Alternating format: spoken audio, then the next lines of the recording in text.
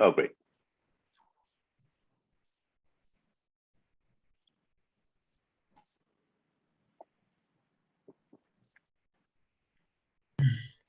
We'll give a minute and a half for everyone to join, and then you can start, Arjun. Okay, let us know when we are live. We've just started, so we'll give everyone a minute or two to pile in, and then I'll start with the intro. Great, Arjun.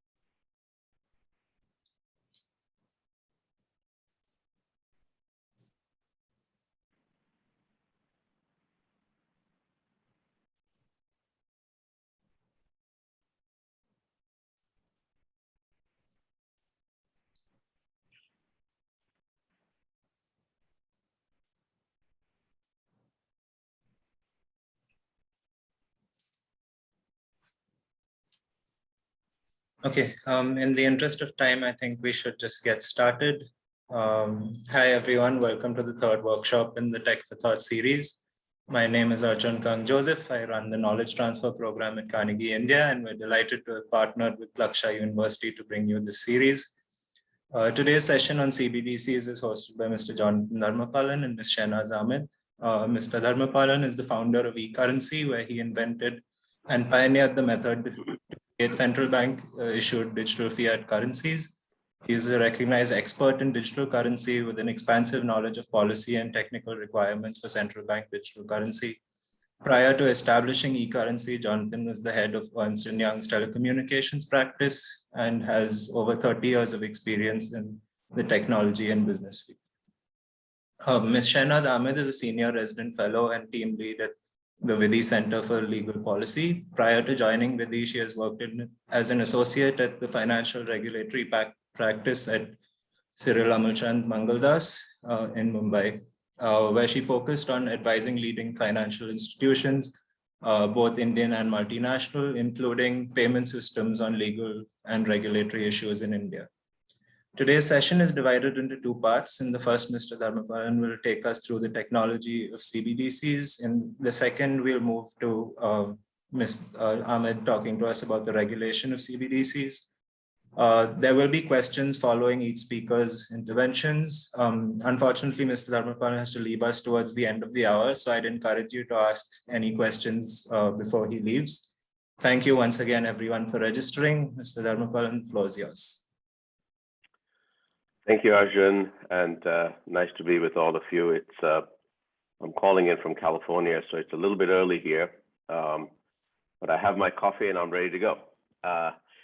So most importantly, let's make this a bit of a dialogue. I'll speak for a few minutes, but as thoughts and questions come up, please go ahead and post them, and I'll address them, or I'll make sure that I try and cover most of those in my comments. So Arjun, I'll stop every few minutes and give you a chance to look to see if there are any burning questions. Okay, so the topic of central bank digital currencies is now being talked about quite a bit. I would suggest that every single central bank in the world, and there are about 150 odd central banks, is either exploring, studying, or at least considering the possibility of issuing a central bank digital currency. But long before the topic of central bank digital currencies come into being, we have to spend a moment and think a little bit about what is a currency. Currency is in my view, really the formulation of money in a legal context. So money can be simply thought about as a medium and a unit of exchange between people for an attempt to settle debt, to make purchases or make exchanges in some common unit of value that we exchange. There was a time when there was no legal foundation for money, but rather just acknowledgement on the part of people to exchange something in value, or something that they can use to count value for purposes of exchange. But that time ended several centuries ago. Over time, the concept of money became something more of a legal concept. And what that meant is that either governments or emperors or kings started to embody money in a certain form that they then authorized and allowed that unit of account to be the sole money that can be used in a country. And that's when the concept of currency sort of took effect. Of course, now currency is simply a unit of exchange that is backed by the state or backed by the sovereign. If we look around the world, the definition of currency and the definition of who the state is that issues the currency has become pretty uniform. And I think I can say that I've probably read close to 100 central bank acts, if not more, and they all pretty much say the same thing. Basically, what happens is that the government of the country says that they're going to set up an entity, usually a central bank, sometimes a monetary authority, give it some level of independence from the government itself. So it's not particularly influenced by politics. And then ask the central bank to be the accountant of their money, meaning allows the central bank to issue currency. And today, central banks issue currencies in a physical form. They delineate that money in either metal pieces, which we call coins, or paper notes, which are essentially security paper, under the control, by at least for purposes of issuance, of the central bank. The laws of the country also allow the central bank to enforce certain regulations when it comes to the currency that they issue. And the regulations are sort of very simple. Only the central bank can issue this currency. Nobody else can issue it. And if someone else were to attempt to issue it, it'll be considered a counterfeit. And with that, the central bank is able to control the amount of currency they put into circulation. Okay. So for all practical purposes today, we can think of currency as a legal concept, not necessarily a thing. It is the legal concept that makes the thing possible, and the thing that we see today happens to be notes and coins. Now, I will say that there are some slight variations because of history in some countries, especially countries that have been issuing currency for a very, very long time. And people frequently ask me about those variations. So, for example, in certain jurisdictions, the central bank, or the entity known or thought of as a central bank, actually allows other banks to issue the currency, but they still control the amount that's issued. And these are rare occasions. There are probably 3, maybe 4 countries in the world that do this today for historical reasons. And that currency is issued not by the central bank, but rather by commercial banks. But the central bank or the central authority controls how much is issued. So the practical nature of the central bank control over currency is somehow held together. India has some unique characteristics. In India, it is the Ministry of Finance that issues the rupee coin. Again, it's a historical artifact, but beyond the rupee coin, all other currencies issued by the Reserve Bank of India. That is, again, a historical artifact, but with that slight exception, the rules that pertain to the issuance of currency are pretty much consistent around the world. There are slight exceptions in the United States, for example, also, which I'll mention. In the United States, Congress has actually given the authority to print money to the Department of Treasury. So what we think of as a central bank, which is the Federal Reserve in the United States, does not actually create the currency. It is the Department of Treasury that creates the currency. And then they hand it to the Federal Reserve for distribution and circulation.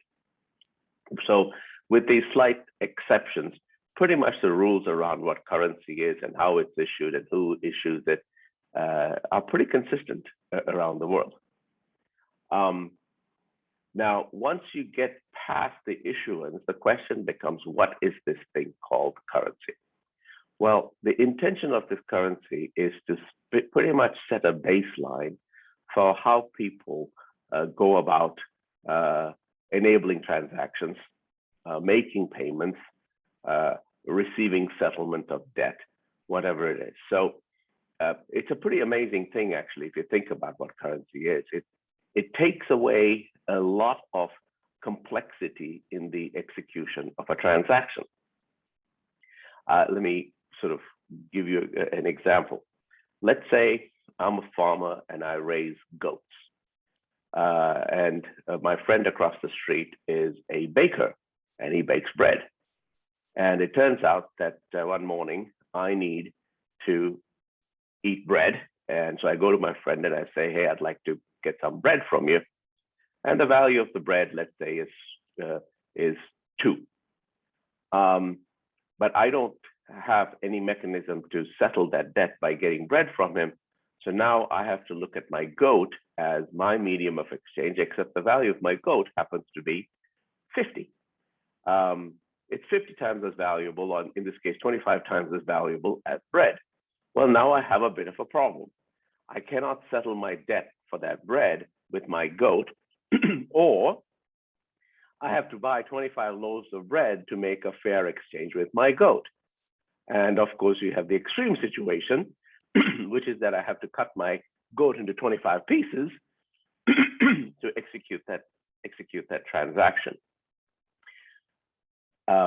It becomes highly impractical to settle a debt for the loaf of bread I just got from my neighbor with my goat.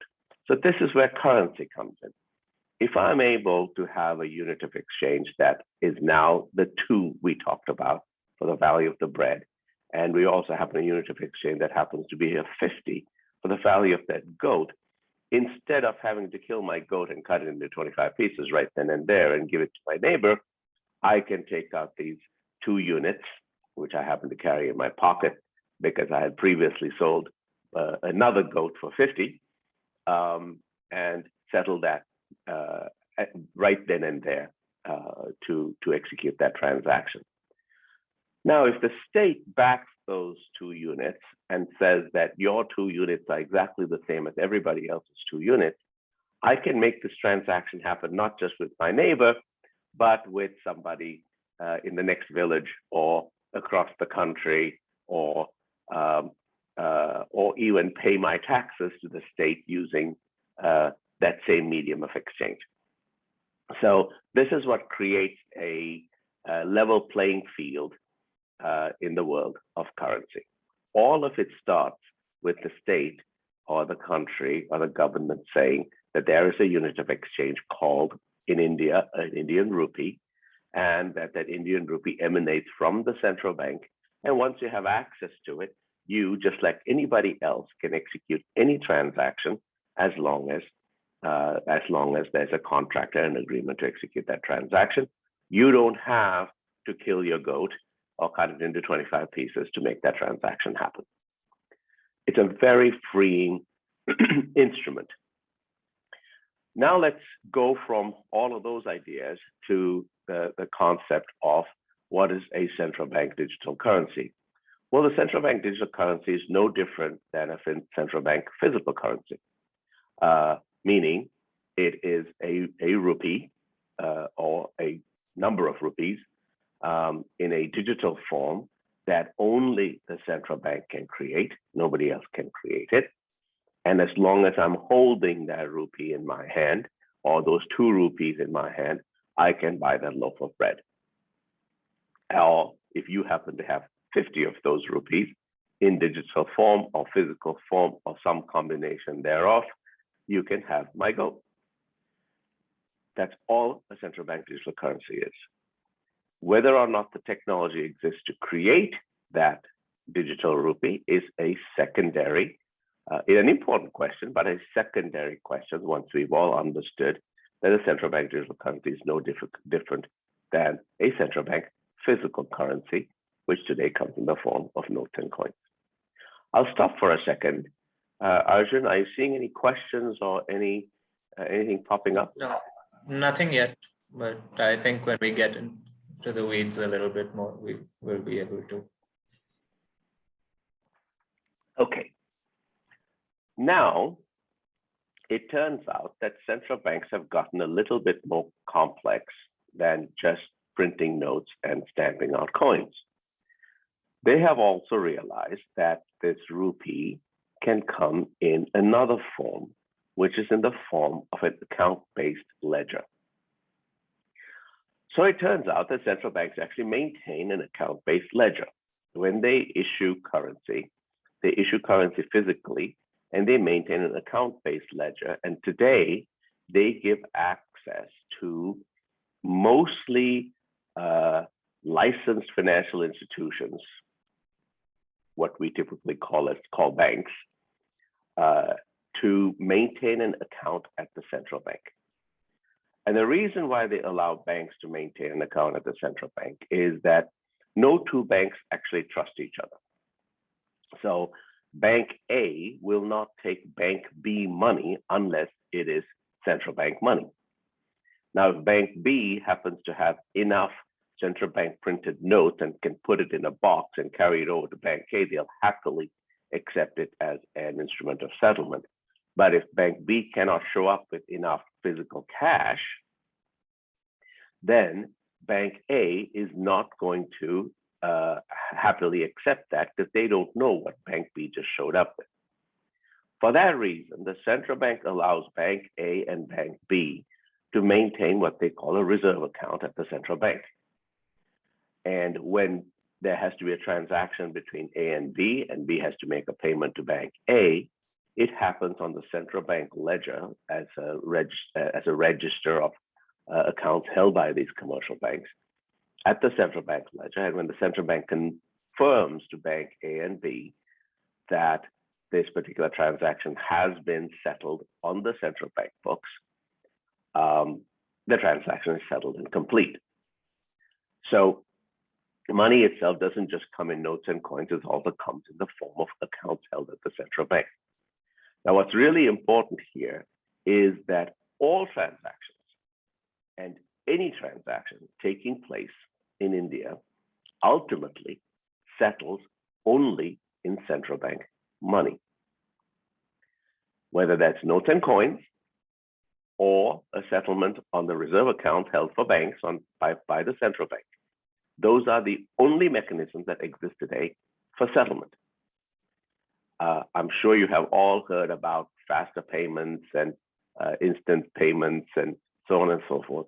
All of those take place at the consumer or the entity level, and you actually think a transaction has taken place, but in reality, all we have are sub-ledgers of transactions that haven't settled yet until they settle at the central bank. So there is this interesting complexity, even in the account-based form of money, that money settles only in central, or transactions settle only in central bank money. This is an interesting concept that you have to keep in mind, because when we get into so-called digital currency, we have to remember that there is no other mechanism except central bank money to actually settle transactions. Looks like there is yeah, so we have a question from Akshay. He says, can't we just use Airtel money, Ola money, or any other money instead of central bank digital currencies? Why do we need to complicate things any further?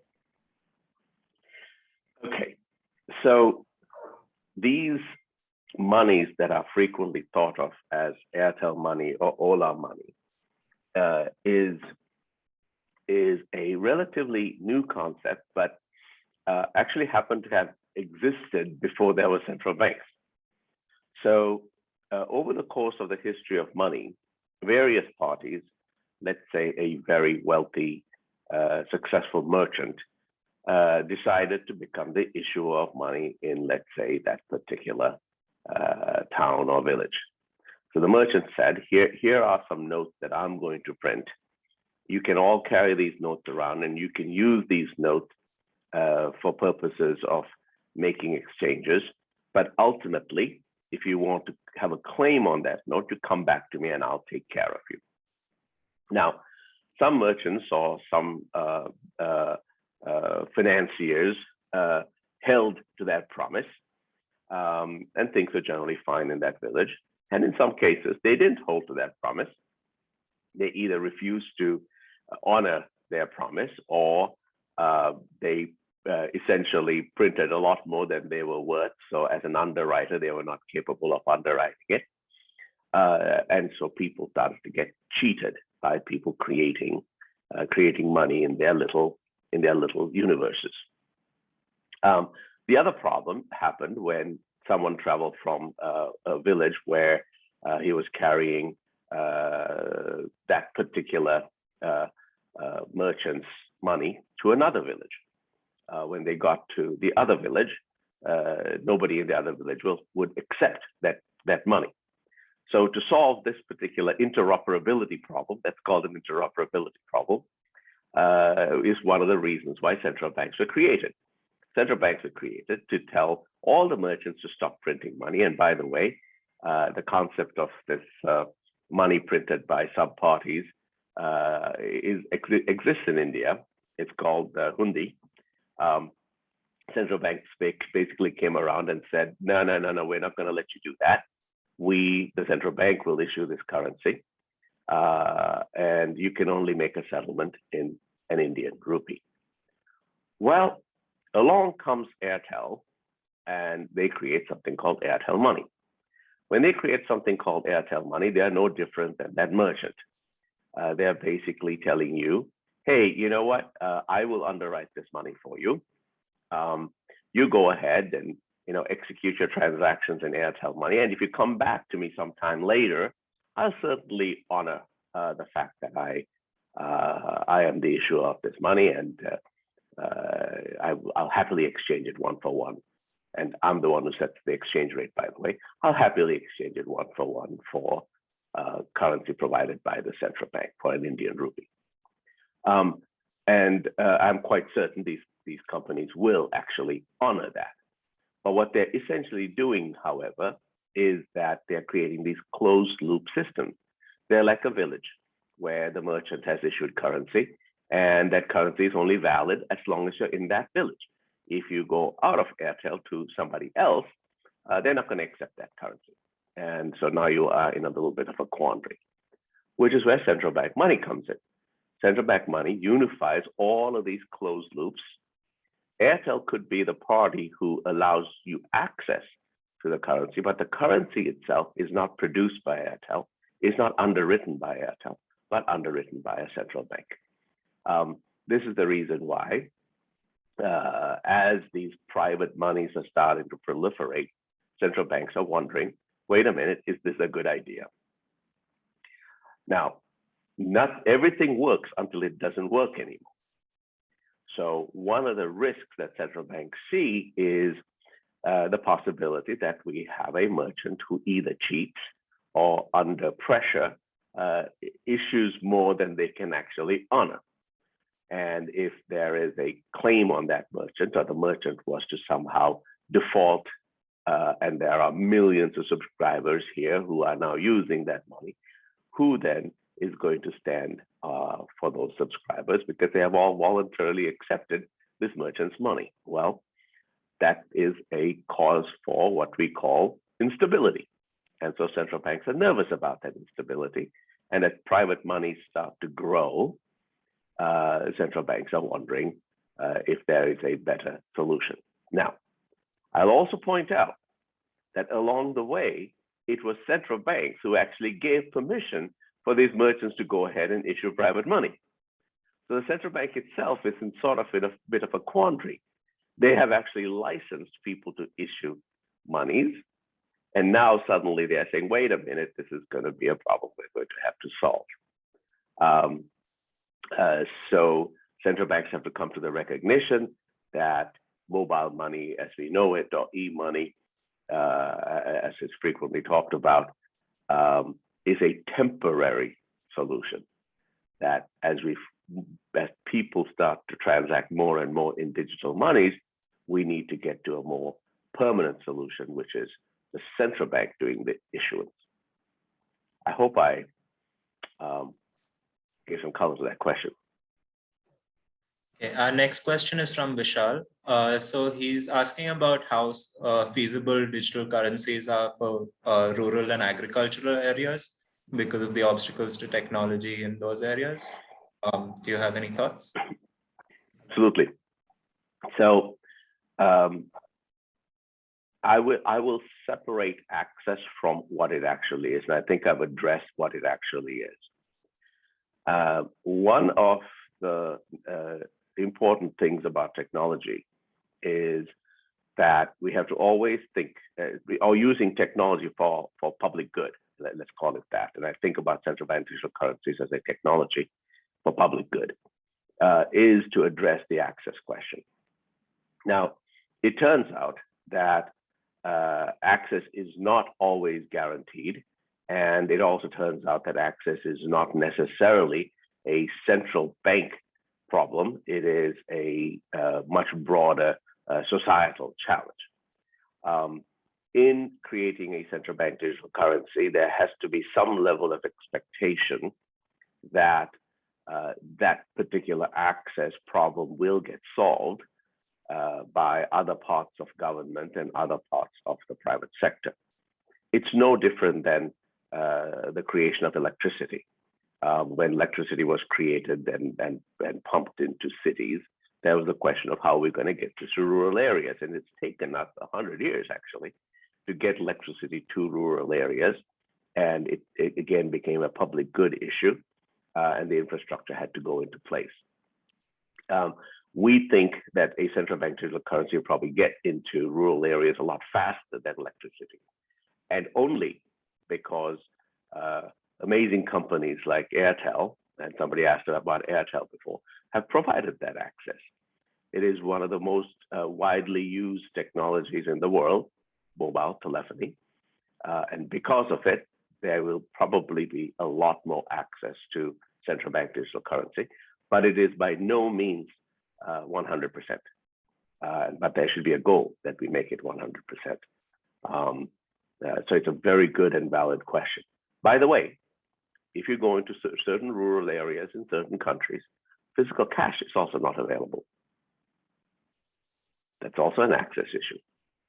And it's quite frequent that if you go make a purchase in a rural area and happen to use a large value note, someone's running around trying to find change because it's not immediately available. And it happens, but that is not an impediment for the creation of currency.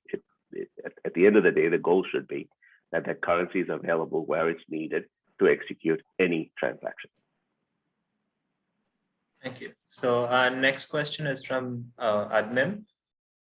So their question is, what are the risks of central bank digital currencies? Won't it cause banks to have to adopt change all over again?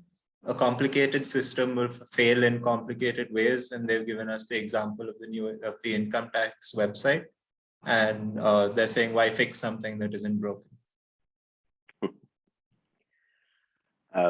I can't speak to the income tax website issue because I'm honestly not familiar with it. But this is now you're transitioning into really the topic I want to cover next, which is, are we going to make this into a complicated, difficult to handle system, or are we going to create something that becomes relatively easy to handle and generally available, at least generally available, where we can get the technology into people's hands, or the people already have the technology in their hands to access it. So then it becomes a question, and I want to go back here to remember we talked about currency as a currency and as an account-based money. One of the reasons why we are considering a digital currency rather than account-based money is because the settlement of account-based money is a bit complicated, meaning it goes through multiple layers, starting with your local community bank, working your way through the national banks, and ultimately into some clearing system that settles at the central bank. Currency itself can be exchanged on a P2P basis. In selecting or talking about technologies to exchange currency on a P2P basis, there are essentially two, if not three ideas. One is, can we maintain some kind of a ledger, sometimes talked about as a distributed ledger, for exchange of monies on a P2P basis? Item number one. Second is, can we turn that instrument, or can we turn that record on the ledger into a token, we shall call it a token, that somehow gets exchanged when we execute a transaction on a P2P basis?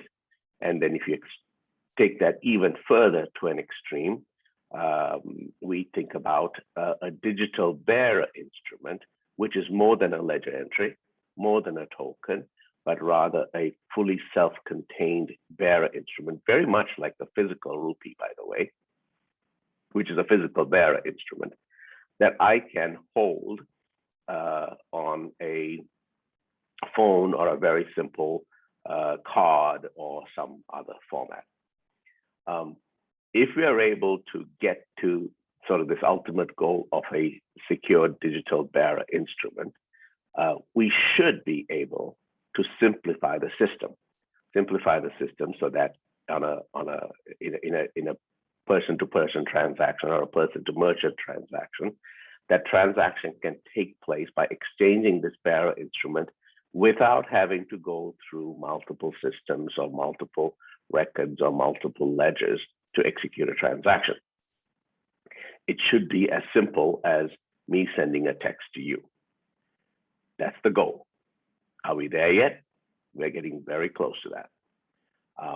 And if it is possible for me to send a text to you, I should be able to exchange a bearer instrument similarly. And we need the technology for that to happen without the bearer instrument somehow getting convoluted or manipulated or counterfeited in the process. So it doesn't have to be complicated as long as we can solve the technological problem for it not to be complicated. And I believe the technological problem has been solved already. Okay, our next two questions come from Murli. I'm just going to put them both to you at the same time. So the first one is, do CBDCs increase the amount of currency in circulation, or can they be issued without that? will a fresh infusion of CBDCs cause inflation? And the second is, if the Fed, ECB, and RBI issue CBDCs, can you and I buy US dollars, euros, or rupees bypassing banks and other intermediaries? What will be the impact of CBDCs on foreign exchange service providers? Will it do to WhatsApp? I mean, will it be like what WhatsApp did to telecom and texting? So let me address the first question. One of the reasons why we allow central banks or ask central banks to be the issuer of currency is to make sure that the central bank is creating and issuing enough currency to execute the transactions necessary out there, but not so much currency that it somehow devalues that particular instrument. It also, by issuing a known amount of currency, you also ensure that there is instant settlement when currency is exchanged. So to your question, if a central bank issues a digital currency, in addition to the physical note, yes, they will increase the amount of currency in circulation. But a central bank has enough information to know that when they increase that currency in circulation, they may or may not have to take some currency out of circulation. It's no different than when the central bank decides to print new notes. So if they print new notes, they're going to increase the amount of currency in circulation, and then they make a decision that they want to recall potentially some older notes and destroy them to keep that either a constant or to keep it as a known amount that they put into circulation. This is why we ask a central bank to do this job. They have enough information about how much currency is necessary in an economy at any given time, and they're supposed to maintain that equilibrium. By the way, if there are private parties out there all issuing currency with no coordination at all at the central bank level, we could actually cause instability by creating more and more money transacting in the economy with no one having any knowledge of what is actually transacting in the economy. Again, it's an instability issue, it's an interoperability issue, it's a trust issue, et cetera, which is why we ask the central bank to do this job for us. And we ask the central bank to do this job for us with minimal or no political interference. Very important, because political interference can also cause instability in an economy by causing much too much currency to be issued. And there are a few countries that it takes place even today. I won't name the examples, but history has taught us that a central bank that's interfered with doesn't always do the job it's supposed to do. Your next question. If multiple central banks issue digital currency, let's say the Bank of England does so, the ECB does so, the US decides to do the same, and India does the same, can you buy US dollars more efficiently? Theoretically, it should be more efficient, but the process by which you buy US dollars is not going to change. It's no different than showing up with Indian rupees to buy US dollars. Somebody in the middle has to be willing to accept your Indian rupees and give you US dollars in exchange. Who are the best parties to do that? Well, the parties that are most or best positioned to do that are those that hold both currencies on their books. So banks typically hold multiple currencies on their books. And interestingly enough, the central bank holds multiple currencies on their books. I don't think the central bank is going to get in the business of buying and selling dollars or euros, but banks will probably remain in that role, and FX merchants will remain in that role, and so on and so forth. But it should be a little bit more efficient if that's what you're asking. We have one last comment from Vibhor. So he says that a physical note is a promissory note. Can you clarify the nature of a digital currency? Is it actually value, or is it a promissory note? Well, the whole argument about what is a promissory note versus what's the value sort of all came to a close when we stopped backing money with gold or backing money with something else.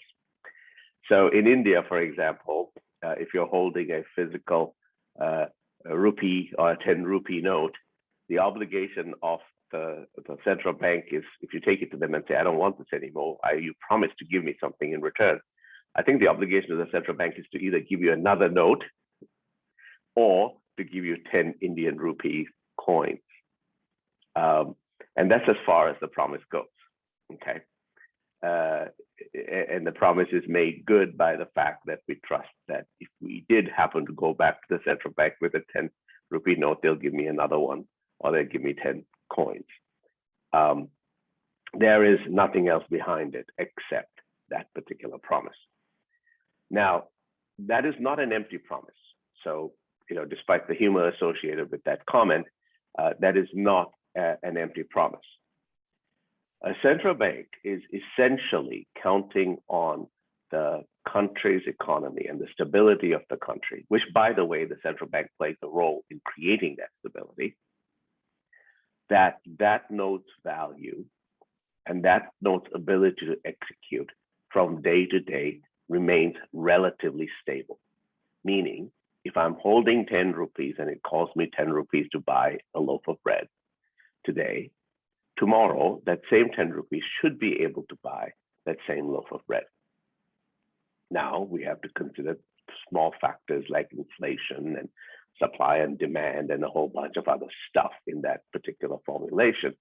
But generally speaking, stability comes in the fact that if I have 10 rupees today to buy a loaf of bread and I can do that, I can do the same tomorrow.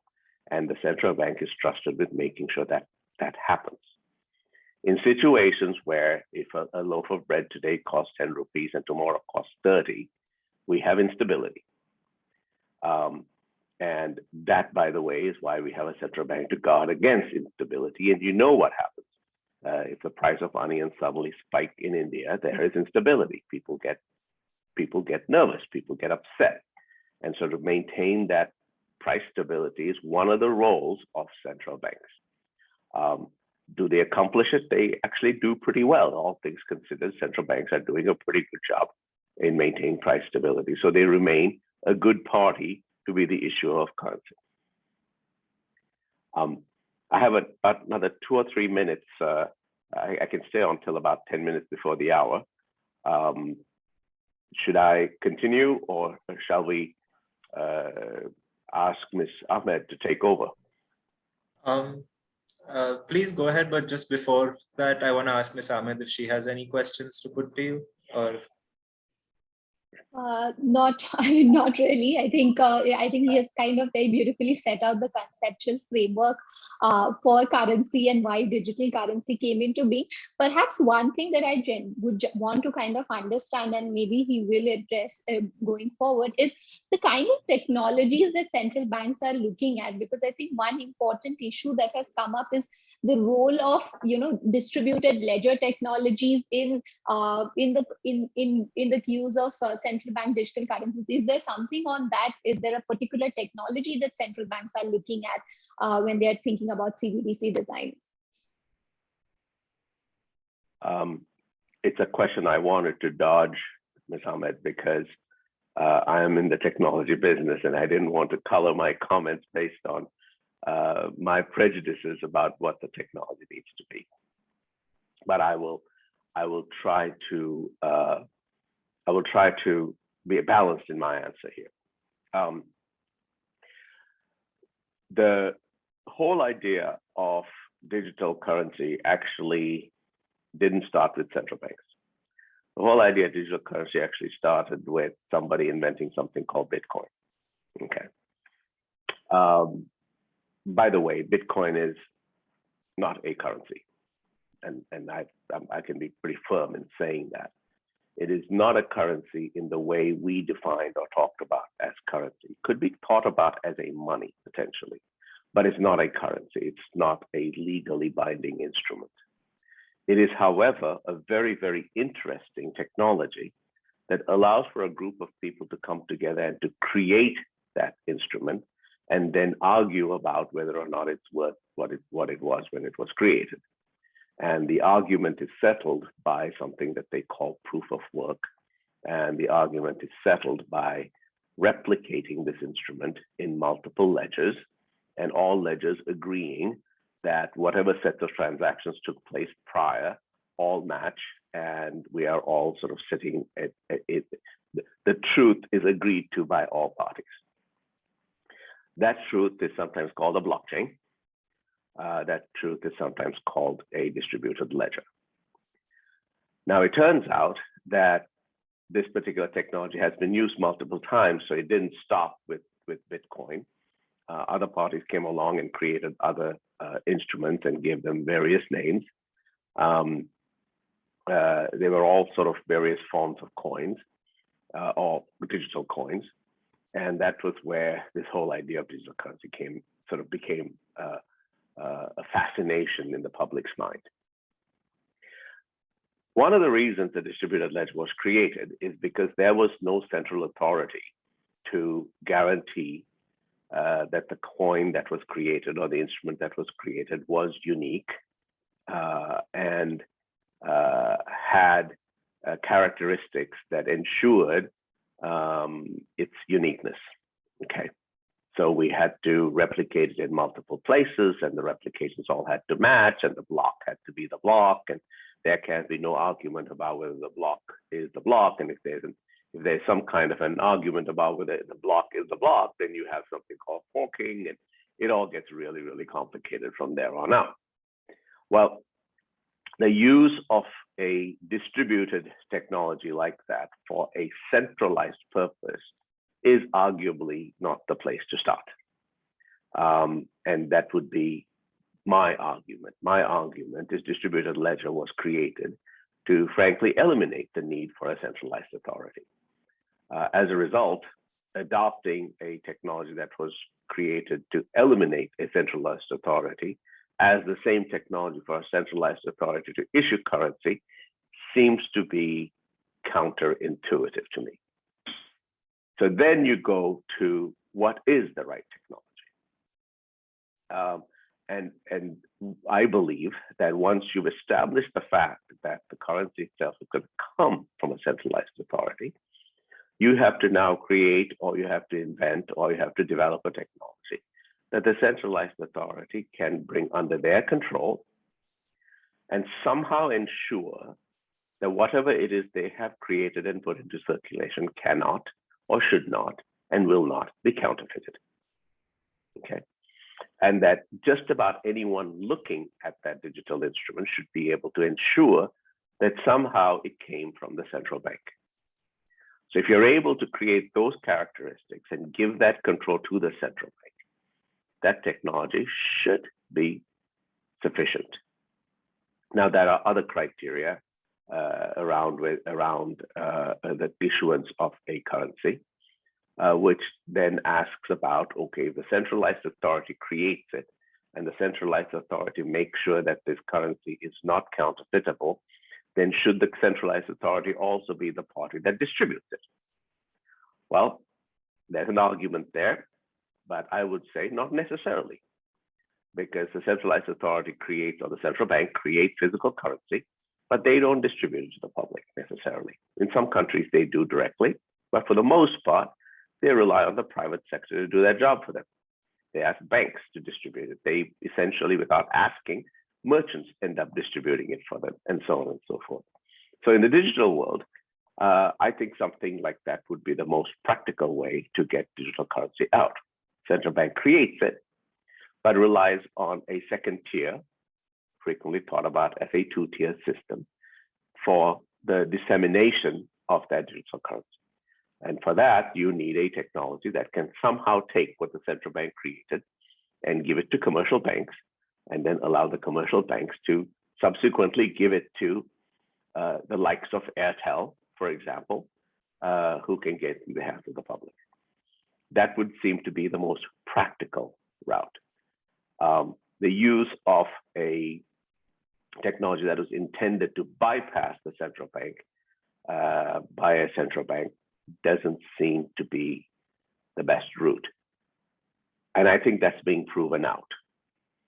However, there is so much talk and so much fascination with blockchain and distributed ledger that some central banks, or a lot of central banks, are still studying the possibility of using that technology.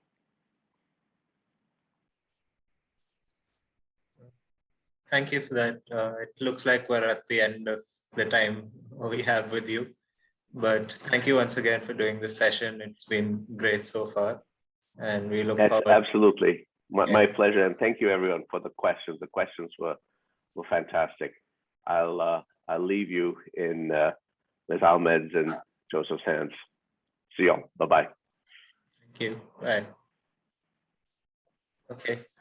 Ms. Ahmed, over to you. I believe you have a presentation for us.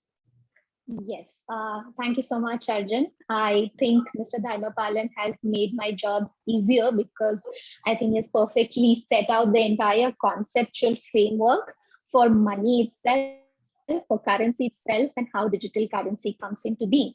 I think just give me a second. I'll quickly share a short deck that I have essentially to outline some of the points that I'll be talking about. So the focus of my talk will be mostly on policy considerations and legal issues that are relevant when it comes to CBDC issuance. Now, I think one thing that one has to keep in mind is that in most modern economies, when we talk about central bank money, it exists in two forms. One is essentially your cash and or banknotes that can be accessed by retail users.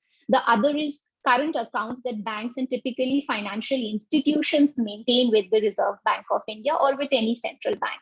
So now a central bank digital currency is essentially a new form of central bank money that is going to be issued, or that the central banks are exploring. So just to kind of set the context here also, I think we don't need to get into what is a central bank digital currency. Mr. Dharmapalan has already talked about it, but just to kind of give you a sense, I mean, CBDC is it's a not new concept. Central banks have been talking about it for some time, but it's only the last couple of years where it has the discussions around it has intensified. So we, as per a Bank for International Settlement study, which looked at 65 central banks, almost 85% of central banks says that they are looking or they are studying into a possible CBDC. Now, before we get into the policy issues, perhaps I think in terms of 2-3 models that I wanted to talk about was the difference between a retail and a wholesale CBDC. Now, a central bank digital currency can be issued for retail purposes also. That is, in which case, the currency can be used by everyone, for households, businesses, for making payments to businesses, merchants, to each other, etc. A central bank digital currency can also be for wholesale purposes, in which case it will essentially be used for making payments between two financial institutions. Now, in my opinion, typically the far-reaching innovation can actually happen in the retail segment as opposed to wholesale segment, because central bank money in digital form is not really a new concept, because we already have banks holding accounts with central banks. So we might essentially be talking about incremental changes over the existing infrastructure. The second thing that I think Mr. Dharmapalan also talked about is that central bank digital currency can be issued as account-based central bank digital currency, in which case it will be like, for instance, if we talk about a retail CBDC, it will essentially be retail users able to hold an account with the central bank. It can also be a token-based CBDC, which I think Mr. Dharmapalan had talked about in his speech. Then there is a direct CBDC or a tiered CBDC. So now, of course, when it comes to issuance of CBDC, there are various activities that will be involved, right? From developing the core structure to issuance of CBDC to customer-facing activities.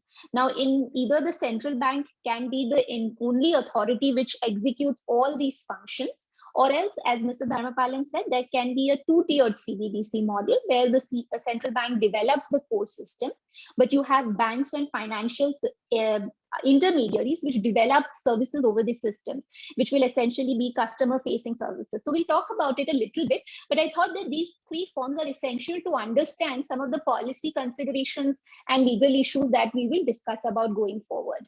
Now, most of the segments of the my piece here will essentially focus on retail central bank digital currencies. Now, I quickly wanted to also share a couple of findings. Basically, at Vidhi, we had done a track CBDC developments across different countries. And I thought, certain findings that had come up, I thought I'll share it with you. Now, when we look at most countries, what we see is that most countries have either taken a very positive stance towards CBDC issuance or they have taken a neutral stance. Like, for instance, even if countries are taking a stand that today we are not going to issue a CBDC right now, but we will still continue our CBDC research because there is a possibility that we may have to go and issue a CBDC in the future. The second thing is that most countries are looking at a retail CBDC. Wholesale CBDC experiments typically focus on mostly cross-border payments. Then the fourth aspect of it is the motivation for CBDC issuance. Now, motivation actually varies depending on the stage of economic development and the breadth and depth of the financial sector of a particular economy. So, for instance, when you look at advanced economies, you will see that the policy motivation essentially stems from the need to respond to decline in the usage of cash, or perhaps to promote more competition in the payment sector itself. Now, for emerging economies where perhaps the financial system is not that developed, financial inclusion is an important policy motivation. Now here, these are some of the common policy motivations, because I did note that there were some questions as to, people wanted to understand why are countries looking at CBDC? Why do we need to think about complicating an entire ecosystem, create a new form of currency when what we have currently works perfectly fine? So these are some of the reasons why central banks are looking at CBDC, and I think it's important to appreciate each of these motivations so that this will essentially then determine how your CBDC looks like. So as I mentioned earlier, one of the policy consideration is to respond to declining cash usage. So a lot of countries, especially countries like Sweden, UK, which are carrying out CBDC research, they are seeing a decline in the usage of cash. Now, in the absence of cash, or in the case of decline of cash, central banks want to ensure that there is also an alternative for public, which can be in the form of a central bank digital currency. Now, of course, this policy motivation itself may not be relevant for all countries like India, where we have a high cash usage. So and also Japan, which also has perhaps even more higher cash usage as compared to India. But if Japan is also looking into this policy motivation with the objective that tomorrow there is a possibility that there may be a decline in the usage of cash, for which we need to be prepared. So it's a sort of a futuristic policy motivation, but yes, countries are looking into that. The second is supporting a resilient payment system. Now we are seeing how digital payments are being adopted in different countries. Many countries during COVID are also witnessing people gradually moving towards digital payment solutions. So in such a case, operational resilience of the payment systems becomes more important. So a lot of central banks are also trying to kind of understand if this resilience can be promoted through providing an alternative means of payment, which is based on central bank money. Now, of course, I think one question that comes here is that, is this the best solution to do this? Because obviously CBDC issuance itself is a huge investment for central banks and governments. So I think the cost benefit analysis of CBDC issuance will be very important. The third policy motivation is essentially from a competition perspective and to promote more innovation in the payment sector. Now, this is typically relevant for countries which are witnessing some form of gaps in their payments ecosystem. Like for instance, there are countries which have talked about how the cost of digital payments is high, how there is lack of instant payment solutions, and there is lack of interoperability in existing payment solutions. So a lot of countries are looking at how CBDC perhaps can, by providing an alternative means of payment or by providing an infrastructure on which the private sector itself can build new and innovative payment services, can promote more competition. Another factor, as I said, is promoting financial inclusion. Now, this is typically relevant for economies which have a slightly underdeveloped financial sector, and where there is, a lot of financial exclusion. Now, of course, having said that, I think a question was also raised in terms of how, it will work in areas where perhaps accessibility is an issue. So it definitely, this is a major concern which central banks do recognize, and especially in a country like India, where there is disparity insofar as access to adequate technological infrastructure is concerned, or even disparity in digital and financial literacy is concerned. So these are factors that will have to be considered, and it will not be like a magic solution to bring in financial inclusion for all. It will perhaps be one of the ways in which financial inclusion can be promoted, because it will perhaps do away with the need for many customers to own a bank account with a commercial bank. So that is how central banks are looking at it.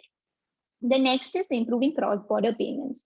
Now, cross-border payments typically have been a pain point for various regulators, central bankers, because the process is very inefficient. The process is time-consuming. The process is costly. There are several intermediaries in the settlement of cross-border payments, which makes the entire process inefficient.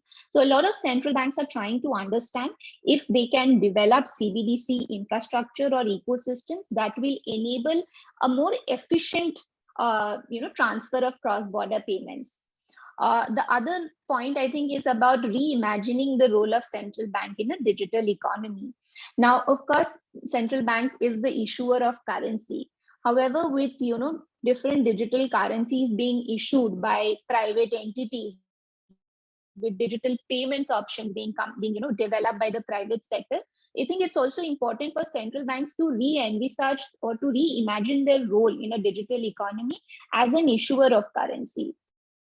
The last but not the least, one of the fact, I wouldn't say that this is a policy motivation, but it is definitely a trigger which has intensified discussions around CBDC, is the rise in digital currencies issued by private entities, more particularly announcement of Libra by Facebook. So that was definitely one tipping point in the entire discourse on CBDC. And if you track down CBDC developments over the last couple of years, especially after the announcement by Libra, you will note that several central banks have come forward and have started to openly talk about their CBDC research. Of course, this itself should never be a goal to pursue, CBDC issuance. It should be guided by various other public policy objectives.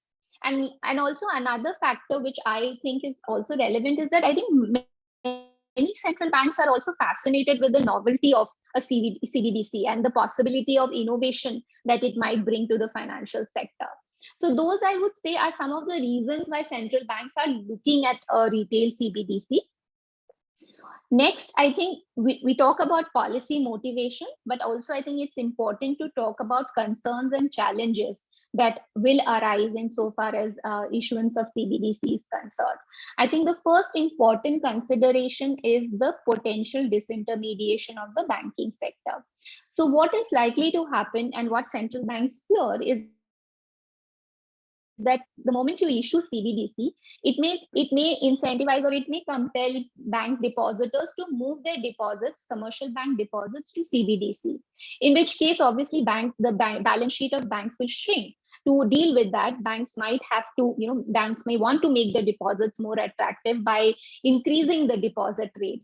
Now, if they increase the deposit rate to remain profitable, they will have to perhaps consequently increase the lending rate. So if you look at it, it's a sort of a vicious cycle itself, which means that the central banks are fearing that issuance of a central bank digital currency may, at the end of the day, may even impact the issuance of credit by banks, and thereby overall impacting the economic growth. Of course, these are concerns that central banks have, but they are also looking at possible design features to be included in CBDC, which might, which might not incentivize people to, move move away from bank deposits and go to CBDCs only. So like questions around whether CBDC should be interest bearing or not, whether there should be a cap on funds that can be, CBDC funds that can be held.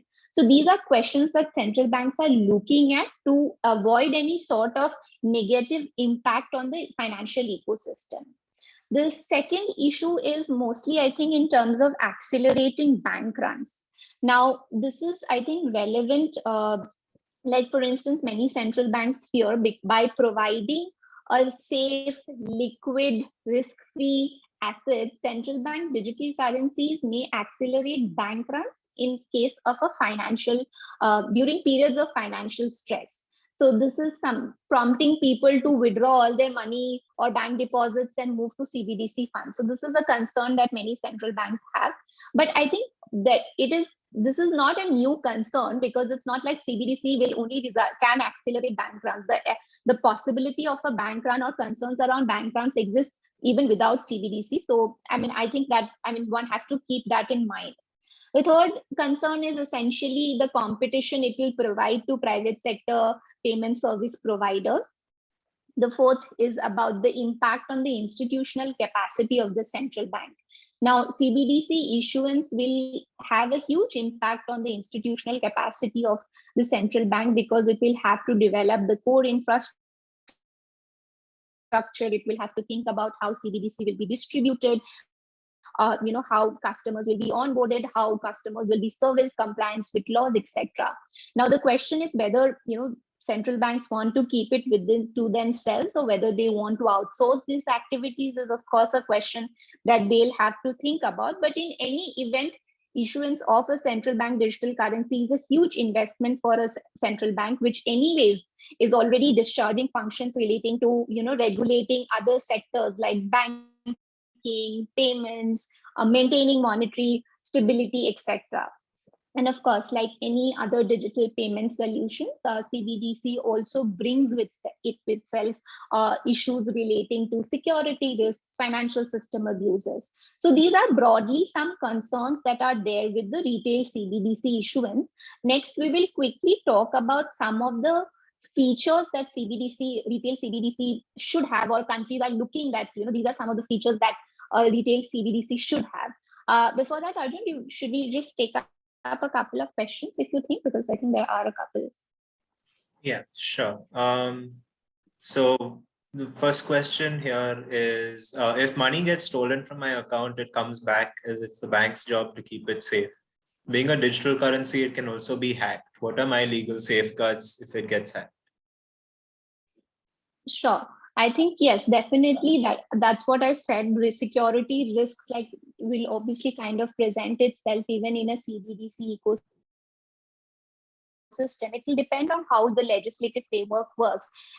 It will depend on who are the players in the ecosystem and how the attribution of liability works. So if it is entirely the Reserve Bank of India which is handling it, so obviously I think the law has to lay down certain provisions in terms of what will be the liability of the central bank in case there is an unauthorized transaction, just like the way it works for existing payment solutions. So our next question is from Vishwanathan. He says that, are there any chances of India launching our own CBDC like they launched the BHIM app during the UPI boom? So honestly, I'm going to cover that later, but if you want to take it now, please go ahead. Sure. So obviously, I think India, surprisingly, despite being one of the leading jurisdictions on digital payments, India and US are two prominent jurisdictions which haven't really talked much about their CBDC plans.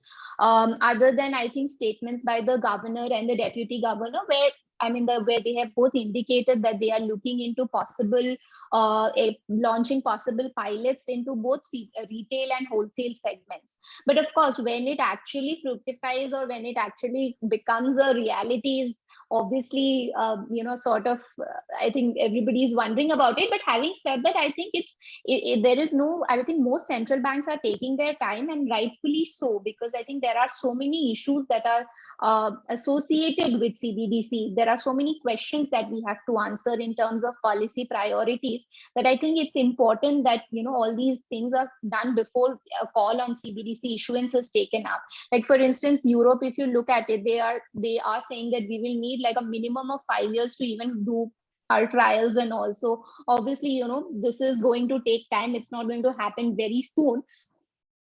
But the good part is that the central bank is looking into a possible CBDC issuance. So I think that's a good start. Okay, thank you. So our next question is from Murli again. He says, what sort of improvements in cross-border payments can CBDCs bring? So I think that's what most central banks are trying to figure out. As I said, currently the problem with cross-border payments is that there are several intermediaries, that is your correspondent banks. Each bank has a different standard that has to be adopted for, routing money. So that becomes a lot of an issue. The process itself is very time consuming, very costly. So what central banks are trying to do essentially is to come together. And you will see there are a lot of examples, in fact, a lot of experimentation happening under the aegis of the Bank for International Settlements, where several central banks are coming together to figure out how they can design their respective CBDC systems in a manner that it can interoperate with CBDC systems of other countries. So perhaps, as Mr. Dharmapalan said, we might not be able to create a new ecosystem itself, but definitely a more efficient way of transferring cross-border, making cross-border payments. So I think that's what central banks are looking at. But having said that, I think one issue that typically comes up with when we talk about cross-border payments is that you will need central banks to come together to agree on common standards. You'll have to come, central banks have to think about what will be the legal implications on their domestic laws about this. So I think that's the difficult part of, central banks coming together, agreeing on, common standards about these issues. So, but we are seeing a lot of, central banks coming together. There are different bilateral, multi-country experimentation happening, just to kind of make the process more efficient and, perhaps do away with unnecessary intermediaries, I'm guessing. So another question from Murli again. So Mr. Dharmapalan suggested more of a status quoist approach, whereas your view appears to be more disruptive. CBDC is going to end up disintermediating traditional financial institutions. Is this just differing points of view? No, I don't think I am. I don't really think, I don't think I'm talking about a status quo. I definitely think that central banks need to look into the possibility of issuing a CBDC. As I said, I think as we talk about a digital economy, it is also important to think about the role of central bank. We imagine the role of a central bank in a digital economy, as and when, cash usage declines, as and when digital payments people are adapting digital payments. But having said that, I do think that there are a lot of policy considerations that have to be thought about before we actually it comes to CBDC issuance. So I think that's my view right now. We need to look into the possibility of a CBDC issuance, but I am nowhere suggesting that we should issue a CBDC. I think as a country, it's important for us to understand what are the policy motivations that should essentially govern or guide our CBDC issuance research. That's the part that I think right now I am at least. Then I think we'll take one last question before we get back to your presentation. Sure. So from Vishal, we have CBDCs, good news for cryptocurrencies and blockchain. So I think this is something that I very frequently get in terms of how CBDC issuance will impact cryptocurrencies. See, personally, I do not really. I see there's a huge distinction between users of cryptocurrencies and the way cryptocurrencies currently operate in India, as opposed to how CBDC will operate. Now, CBDC is going to be an official currency It is going to be like the banknote that you have in hand, whereas a cryptocurrency today at the most is a sort of a speculative asset. So I don't really think that, it in terms of whether I don't think it will promote crypto assets, or I don't really think that it will perhaps destroy the crypto market also. But what I do think is that innovations around cryptocurrencies, innovations around stable coins are definitely, these are some of the leading factors that have prompted central banks to think about CBDC. Okay. So Arjun, maybe I'll even go through the, sorry. Yeah, no, please go ahead. Is there anything else? No, I think we'll save a question. Yeah. So, okay. Cool. So I think just a couple of, in terms of, I think the features of retail CBDC that central banks are looking at. Now, I think a lot of people also kind of raised questions about the potential impact of the CBDC on the financial sector. Also, how, whether people will adopt CBDC. So these features, I think, are very relevant. That's why, to understand. So one obviously is the fact that a CBDC system should be designed in a manner to avoid any sort of operational disruptions, especially in case of natural disasters and all. The second is availability of CBDC. Now today we have UPI, we have NEFT, RTGS. These all payment systems are available 24/7. So if at all we are talking about a CBDC ecosystem, most central banks are trying to figure out how do we provide a 24/7 CBDC ecosystem. Third question is accessibility. As I said, I think this becomes very important for a country like India, where there is disparity insofar access to adequate infrastructure is concerned. So central banks are trying to understand how the design features can minimize barriers to use CBDC. Like for instance, the Bank of England notes that whether CBDC should be, innovations around CBDC should be such that it's not dependent only on having a smartphone, or how we should think about offline technologies. So that's an important consideration for central banks. Of course, security again is an important issue. Scalability of the technology itself, which should be flexible enough to accommodate transactions as and when it increases in volume and value. Yeah. The next is essentially also about interoperability. Now, how CBDC may interoperate with, other payment solutions. This, I think, also becomes necessary when we are talking about a policy motivation to use CBDC to promote more competition, more efficiency, and innovation through CBDC issuance. So I think it's important to have perhaps an interoperability element. The last point perhaps is extensible. Now, this essentially means that, as I mentioned earlier, CBDC can be designed as a two-tiered CBDC ecosystem, where central banks provide the core infrastructure, and then you have the private sector developing services over it. So now to enable those kind of participation from the private sector, or to allow private sector to innovate on the CBDC ecosystem, I think it's necessary that the technology is such that it can be extensible. And of course, I think real-time settlement of payments is another, because I think when you currently have something like a UPI and IMPS, which provides you real-time settlement of payments, it will be necessary that any sort of ecosystem that the CBDC comes with also has to facilitate such kind of payments, so that people adopt CBDC. So these are some of the essential features that central banks are looking at. Now it comes to important considerations for issuance of a retail CBDC. As I said earlier, I think the first primary point is that whether we are looking at a CBDC for retail transactions, or whether we are looking at CBDC for wholesale purposes. In India, the RBI Deputy Governor says that we are looking at pilots or experimentation in both segments. So we are yet to see what happens, but typically we are seeing most central banks are looking at a retail CBDC. Then what are the key features of a retail CBDC? We have, I think, already discussed some of the essential features of a retail CBDC. I think these features are important to determine how basically a CBDC will work along with the existing payment solutions, how it interacts with customers, and what will be its impact on the financial sector. So that's the second question.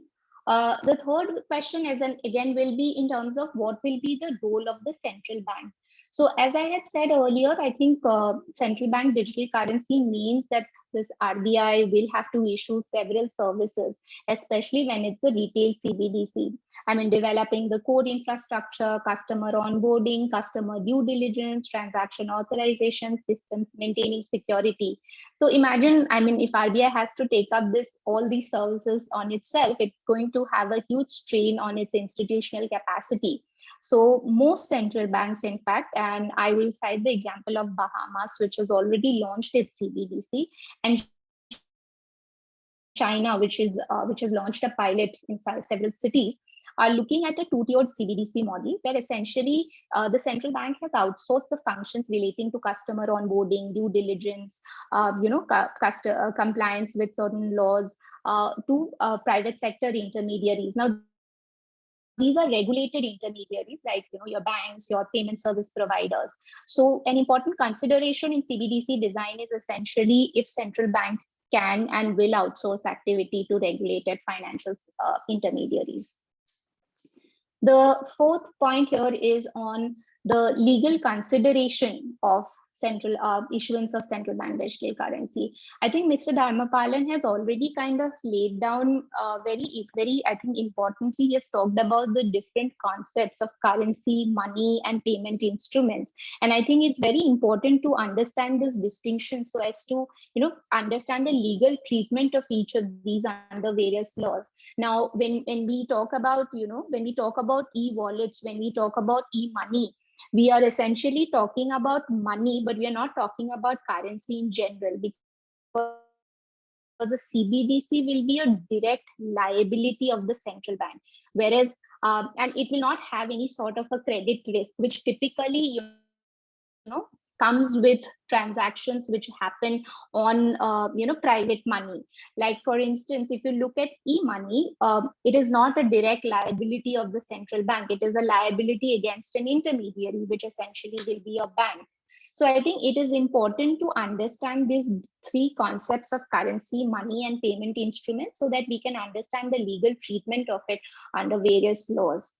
Now, of course, what will be the legislative requirements? It essentially depends on how the CBDC is designed.